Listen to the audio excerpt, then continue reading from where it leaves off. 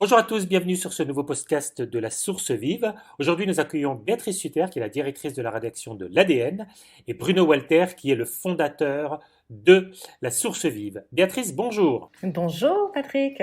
Lorsqu'on parle de l'ADN, on est sur un journal de communication qui est en train de faire sa mutation, qui est allé de la communication vers le climat et d'un simple média en ligne vers un média un peu plus protéiforme, version papier, communauté et autres. Expliquez-nous un petit peu cette évolution. L'évolution, ça s'est pas tout à fait passé comme tu le résumes là en fait. L'ADN, c'est parti d'un média qui effectivement parlait aux gens du marketing, de la communication et de l'innovation. Et on parlait essentiellement de la culture numérique. On en parlait à un moment où la culture numérique était très réservée aux professionnels de la profession, c'est-à-dire ceux qui s'y intéressaient vraiment étaient webmasters, selon la terminologie convenu à ce moment-là, directeur du marketing, et puis on a vu apparaître des fonctions de plus en plus spécialisées, mais en gros, il y avait les gens qui s'occupaient et qui s'intéressaient au numérique étaient essentiellement des professionnels et ils considéraient que c'était un sujet de professionnels. Et nous, on est arrivés en leur disant waouh, attention, je pense que vous faites erreur. Ce que vous voyez émerger, ils le faisaient avec beaucoup d'intelligence, hein. Pour certains, ça n'est pas un sujet de professionnel, c'est un sujet qui va avoir des conséquences politiques, sociologiques, sur à peu près tous les sujets qui concernent et qui constituent une société. Donc c'était ça le préalable au départ. Et c'était marrant parce qu'au début, les gens ne comprenaient pas pourquoi on parlait, je sais pas moi, par exemple, des hackers. Même ça paraissait complètement dingue en fait. Pour eux, c'était juste une histoire de marketing en fait. Donc ça, c'était la première étape. Et puis, plus récemment, comme on s'est beaucoup intéressé à ces sujets, on disait, mais on n'était évidemment plus les seuls et pas les seuls à dire, bah, pour les entreprises, il faut faire sa révolution digitale ou mourir. Alors déjà, on plaçait la barre très très haut, on parlait d'un processus vital, c'était toujours un peu risible et marrant, mais enfin, on ne se trompait pas complètement. Clairement, il fallait faire sa mue digitale. Donc c'était un espèce de motto qui revenait, voilà, avec toujours une vision assez critique, hein, parce qu'on a toujours voulu poser ça de manière assez critique. Et puis en 2018, donc très tardivement, j'ai un peu honte de le dire, on a fait notre mea culpa en disant attention les gars, on s'est trompé, les gars et les filles, on vous a beaucoup parlé de la révolution numérique, on vous a dit qu'il fallait absolument vous adapter à la révolution numérique, où vous allez avoir de gros soucis en termes de survie. Et on leur a dit, bah non, en fait, on s'est trompé, ça n'est qu'un apéricube. Donc, c'est une des formules consacrées pour cette partie-là. On a dit, bah voilà, la grande révolution, celle qui va effectivement vous disrupter, vous obliger à tout changer, c'est la révolution qui sera initiée par la transition écologique, le drame écologique. Et là, ben, rebelote en fait, et on a beaucoup défendu l'idée d'ailleurs que la révolution numérique nous avait préparé à peut-être affronter et mieux comprendre la révolution climatique. Et puis, dernière grande claque, eh ben, cette année, en 2020, où finalement on avait beaucoup parlé avec les collapsologues de cet effondrement, voilà, de cet effondrement systémique. Bon, ben là, on a connu la première grande crise. Alors, c'est pas une crise écologique, mais enfin, si on gratte un peu, c'est quand même la mondialisation, un certain nombre des choses que l'économie de masse a mis en place. Et donc, on dit, bah alors là, pour le coup, on réunit un peu les deux forces en disant, ben, nous entrons dans une ère où la crise sera tout le temps présente. C'était déjà le cas, mais là, c'est une crise qui va mélanger des enjeux technologiques, des enjeux écologiques, des enjeux humains, évidemment. Et donc, les entreprises vont devoir naviguer et apprendre à naviguer dans ce climat qui sera souvent un climat assez hostile, mais comme tous les climats hostiles, c'est aussi un moment où on peut se réinventer, on peut sans doute avoir des prises de conscience et changer un certain nombre d'habitudes voilà, qu'on avait pris depuis l'ère industrielle, quoi. Je ne sais pas si j'ai répondu à ta question. La réponse est super. Le vrai sujet, alors, quand on parle de transition écologique des entreprises, hein, tu les as déjà un petit peu évoqués, c'est tout ce qui est ces enjeux de se réinventer et autres. Mais lorsque tu fais cette comparaison par rapport à la transformation digitale, qui nous aurait préparé à ça, est-ce que tu penses que ça nous a vraiment préparé tant que ça? Alors, les réalités sont complexes, hein. Donc, ça a accéléré certaines causes enfin de raison de la crise écologique. Donc on ne peut pas dire qu'évidemment ça n'a été que du bonheur, mais il y a certaines choses le digital nous a permis, c'est par exemple la co-construction, tu vois, apprendre à considérer non plus le business comme étant ma petite stratégie sur un marché très resserré. Je fais des bagnoles, je ne regarde que ce que font les marchands de bagnoles. On a compris que le monde était beaucoup plus interconnecté et que la surprise pouvait venir d'ailleurs. On a compris à avoir des circuits de décision beaucoup plus courts. Alors c'est des choses que le Lean nous avait déjà appris, mais le test and learn, toutes ces méthodologies qui sont très propres au numérique, nous ont, je crois, vraiment permis d'apprendre une certaine complexité, un assouplissement des hiérarchies. On a été invité à ne plus parler, à ne plus considérer les choses en silo, à écouter beaucoup plus les communautés, à être moins descendant, mais aussi beaucoup plus plugué aux attentes et aux exigences en fait de l'extérieur. Donc c'est des tas de choses qui sont venues quand même et se sont amplifiées avec la révolution numérique. Il y a évidemment la partie technologique qui nous permet, on l'a vu par exemple au moment du Covid, tu vois, des collaborations inédites, des choses qui peuvent aller plus vite. Et puis ça nous a appris à s'en prendre plein la mouille. C'est aussi hyper important. C'est-à-dire que la révolution numérique, c'est une révolution qui a cassé les genoux des géants. Donc, et je crois que malheureusement, le fait d'être enseigné par le drama, par la crise, par une concurrence accrue, c'est aussi ce qui prépare à affronter les crises. Donc pour toutes ces raisons, je crois que le numérique, oui, nous a préparés, même s'il n'a pas fait que ça. Alors Bruno, j'aimerais vous entendre sur ça justement, un petit peu le drama du numérique et probablement les difficultés qu'on a eu à l'appréhender. Est-ce que quelque part ça nous permet d'être plus affûtés pour la transition écologique des entreprises? Oui et non. Oui, dans le sens où l'Internet a démontré qu'il y avait des révolutions qui pouvaient aller sur le côté, qui pouvaient aller très vite. Non, c'est que je pense que l'Internet fait partie du problème. C'est-à-dire que l'Internet fait partie deux fois du problème. Une première fois dans sa capacité à polluer. Je rappelle que c'est un chiffre qui est quand même incroyable, c'est que le digital, c'est 8% de consommation de CO2 en plus tous les ans, quand on sait qu'il faudrait plutôt qu'on soit dans une diminution de nos effets de CO2. Donc ça, c'est le premier impact. Le deuxième impact, c'est que l'Internet, c'est une forme de fuite du réel au quotidien, c'est-à-dire qu'au bout d'un moment, on se déconnecte et on est dans une sorte de logique hors sol au moment où on a envie d'atterrir. Donc là, il y a une difficulté, et je pense qu'il y a une difficulté fondamentale à reprendre la main et à reprendre le pouvoir sur le digital, et à observer qu'en 20 ans, et c'est quand même fabuleux, c'est-à-dire que quand on regarde les pères fondateurs de l'Internet dans les années 70, ils avaient deux valeurs, l'écologie et le LSD. Et donc, on se dit qu'il faudra un retour aux sources, et au bout d'un moment, un retour à ces moments-là, où au bout d'un moment, le terme faire communauté, au tout début des communautés en ligne, il venait de faire communauté au sens de faire communauté façon hippie. Facebook, on est très loin de ça. Donc je pense que ça nous prépare en même temps, et en même temps, le digital, c'est un peu le pire du pire. Donc il y a un exercice qui est aussi les exercices qui vont être liés avec la révolution climatique, c'est de remettre tout ça à l'endroit.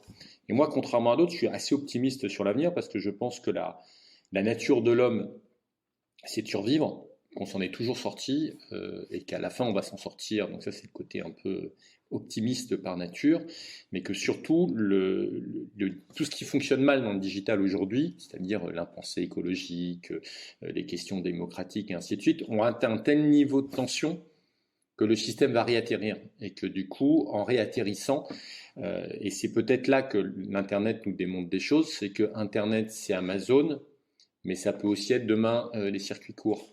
Internet, c'est une forme d'hyper-enfermement de soi, mais ça peut être aussi demain des visions plus holistiques, plus compréhensives, de je fais quelque chose ici, ça impacte là. Donc ça peut être aussi une pédagogie du climat. En fait, on voit, il y a le côté dark un peu d'Internet, d'avoir mis dans les mains des personnes finalement quelque chose qui s'est trouvé un petit peu incontrôlable à un moment donné.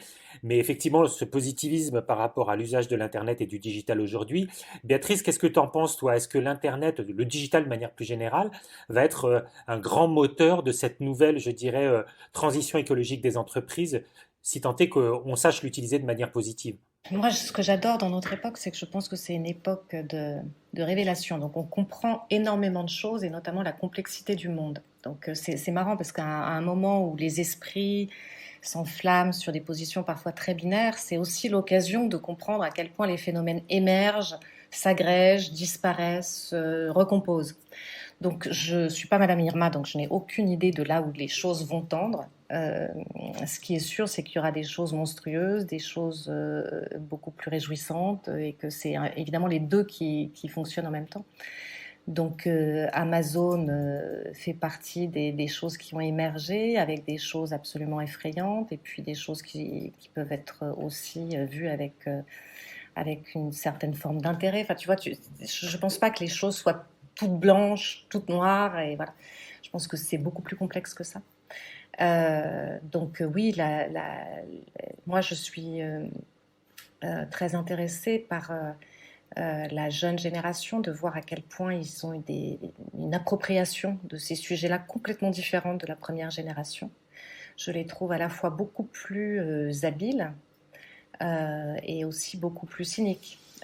Tu vois, je trouve qu'ils ont une capacité enfin, euh, de compréhension incroyable par rapport à nous. Hein. Donc, on parle d'une génération, enfin bon, c'est pas si loin que ça, mais nous, si tu veux, pour aborder l'aspect notamment économique du web, et au départ, c'était vraiment quelques-uns qui le comprenaient. Il fallait être, là encore, du sérail, quoi, s'occuper de digital. Aujourd'hui, on voit des jeunes qui, à 12 ans, comprennent des mécaniques business, des mécaniques marketing. Non seulement ils les comprennent de l'extérieur, ils savent très bien ce que c'est qu'un influenceur, comment se rémunère un influenceur, quelles sont les mécaniques de rémunération d'un influenceur, mais ils sont capables d'être influenceurs eux-mêmes très jeunes. Tu vois, là, on est en train de travailler sur ce qu'on appelle les conso-traders. Donc, ces consommateurs qui veulent non plus simplement acheter, mais carrément vendre et faire du business en vendant. Tu vois, des gamins qui disent ok, moi j'achète des baskets pour pouvoir les revendre, et ils fonctionnent en meute pour le faire. Alors qu'est-ce que ça va donner? Moi j'en sais rien, tu vois, pour l'instant ils ont 15 balais. Tu vois le chemin qu'on a parcouru en 20 ans d'internet, je ne sais pas ce que ça donnera. Ça mixé avec une crise économique, une conscience écologique plus accrue, c'est une génération très hybride, qui est hybride parce qu'ils sont complètement hybridés sur le monde réel, le monde Internet, et ils naviguent entre les deux.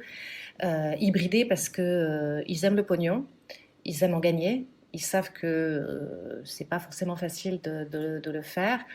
Ils ont une conscience écologique, pas tous, hein, mais enfin cette conscience-là monte très fort. Qu'est-ce que ça va donner comme modèle?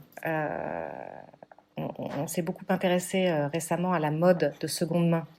Et c'est hyper intéressant de regarder ce phénomène. Parce que tu t'aperçois par exemple que l'économie circulaire arrive par les modeux, qui était quand même l'une des industries extrêmement crades.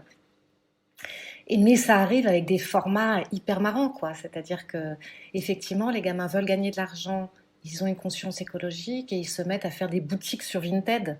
Tu vois, c'est des modèles qui auraient prédit ça il y a 10 ans. Je crois qu'on n'était pas hyper nombreux, tu vois, à imaginer cette hybridation totale, quoi. Donc, je crois que tu sais, c'est comme le virus. Le virus et ses variants. Plus tu mets de gens dans l'équation, plus de variantes sont possibles. Et là, c'est ça que c'est en train de donner l'Internet. Ça varie parce qu'il y a maintenant des millions de mouflés qui ont compris un certain nombre de recettes qui échappent à leurs aînés, pour la plupart des recettes qu'ils imaginent. Et ils sont des millions à inventer des trucs. Donc, moi, j'ai hâte de voir ce que donneront les prochains Mark Zuckerberg. Et j'ai hâte, si je me mets dans une posture de curiosité, je ne sais pas de quel côté de la balance ça tombera, tu vois. Est-ce que ça donnera des choses complètement blanches ou complètement noires? Je crains que non. il est possible aussi qu'il y ait des grands monstres qui se réveillent, parce que dans toutes les technologies, on l'a vu, quoi. Donc, il n'y a pas de raison qu'on échappe à nos monstres. Je suis pas sûre qu'on soit encore la génération de la grande sagesse. Alors parlons justement de ces générations-là, même les nôtres, hein, on parle de l'humain quelque part, et cet humain au cœur de la démarche de la transition écologique des entreprises. Finalement, d'abord avec toi Bruno, comment tu vois finalement cet humain est un moteur de la transition? Comment tu le vois, cet humain finalement un peu hybride aujourd'hui, être moteur de la transition? Je pense que ce qu'on vit en ce moment avec le coronavirus, l'expérience de l'infinité décimale du virus couplée à une expérience qu'on vit depuis quelques années sur le climat. Moi, je suis dans des environnements écolos depuis très longtemps. La question écologique était une question, il y a 2 décennies, 3 décennies en arrière, bizarre, hein.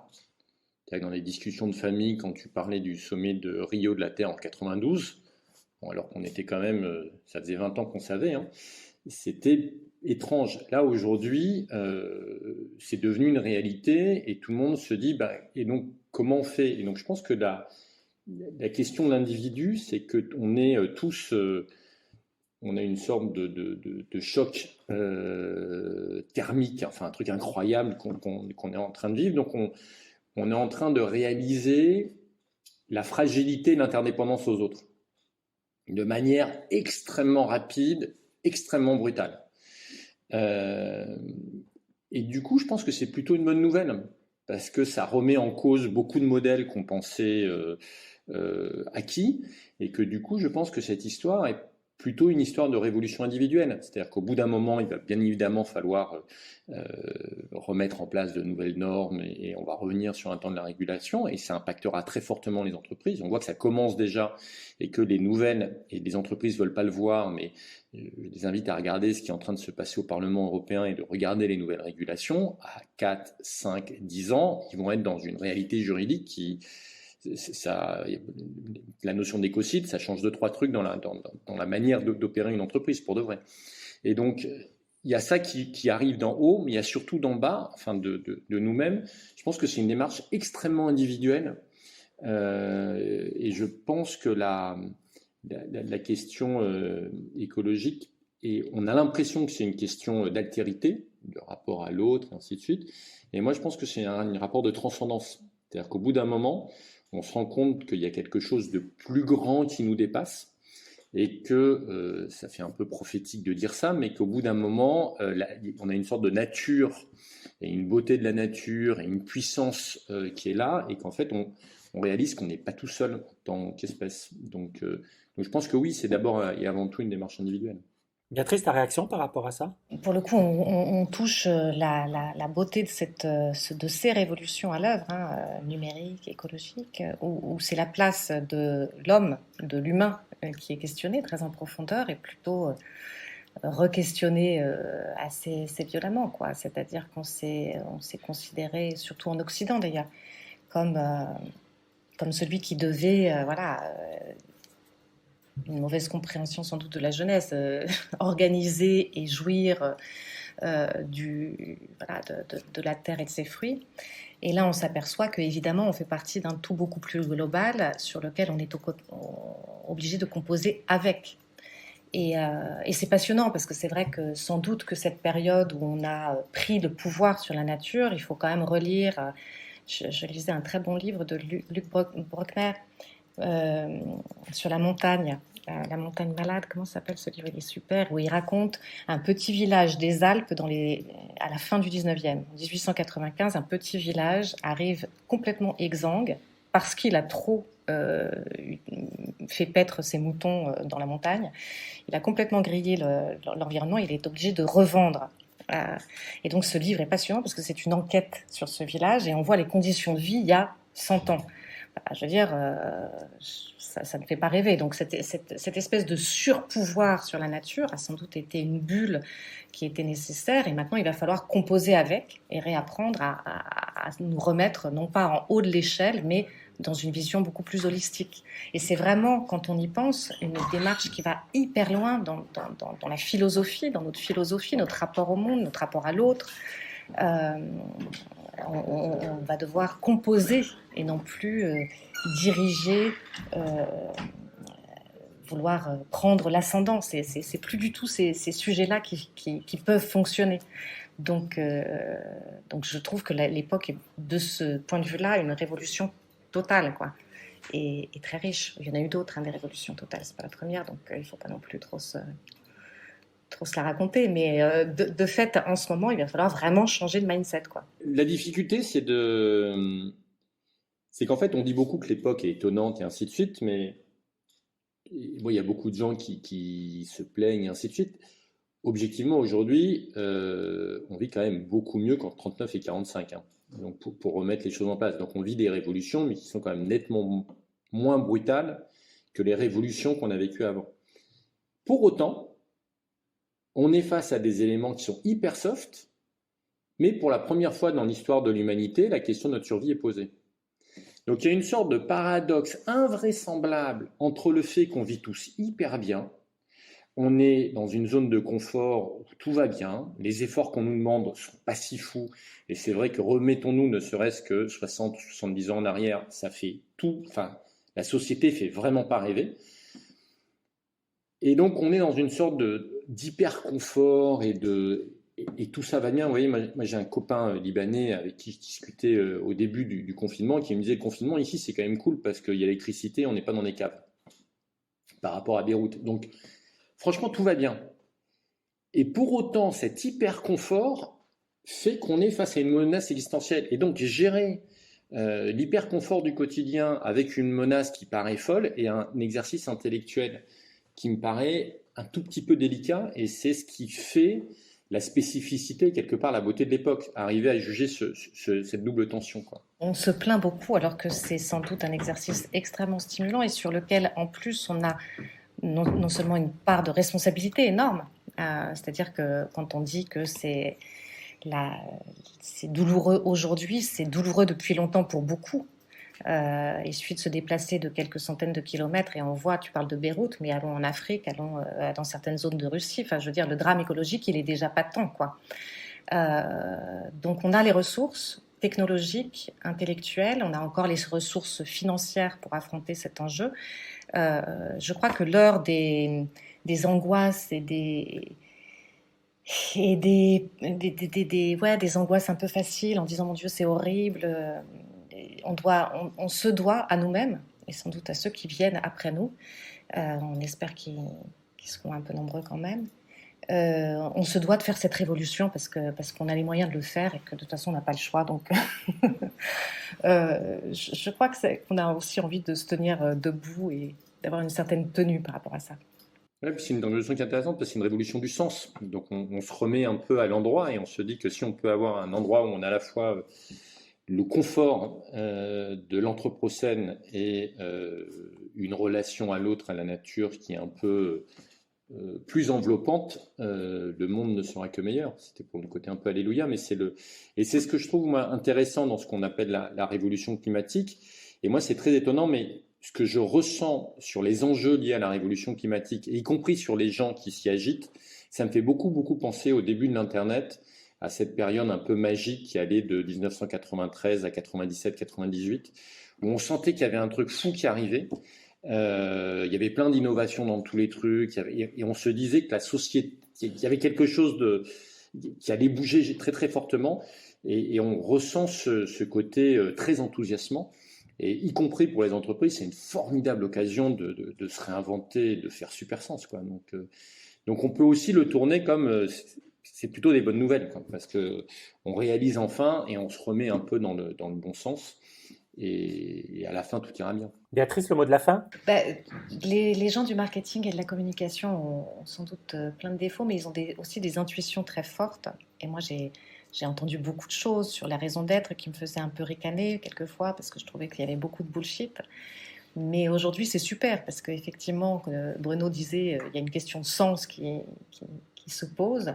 Mais aujourd'hui, c'est le moment d'afficher sa raison d'être, de la mettre en place. Et qu'est-ce que c'est que... Enfin, voilà, on a l'occasion d'être utile